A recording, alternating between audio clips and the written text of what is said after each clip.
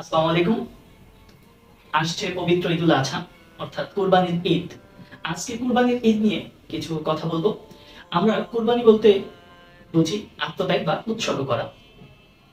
আত্মত্যাগ বা উৎসর্গ করা বলতে আমরা একটা বৃহৎ জনগোষ্ঠী রয়েছি যারা বুঝে থাকি যে আল্লাহর নামে গরু বা মহিষ বা খাসি বা দুম্বা বা উট এই জাতীয় পশু জবাই করা এবং এর মাংস বন্টন করা, কিন্তু এটা আসলে কুরবানির বা আত্মত্যাগের মূল উদ্দেশ্য নয়।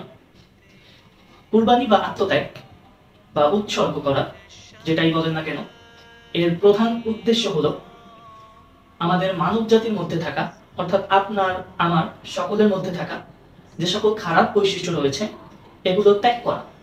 এটাই হচ্ছে মূলত কোরবানির উদ্দেশ্য।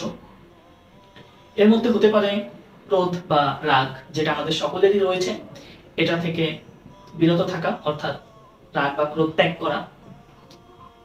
মিথ্যা কথা বলা, অন্যের ক্ষতি করা, পরনিন্দা করা, অন্যকে নিয়ে সমালোচনা করা, চৌর্যবৃত্তি, এছাড়াও ইত্যাদি ইত্যাদি আমাদের মধ্যে থাকা যে সকল খারাপ বৈশিষ্ট্য রয়েছে এগুলো ত্যাগ করাই হলো উৎসর্গ বা কুরবানির মূল মন্ত্র।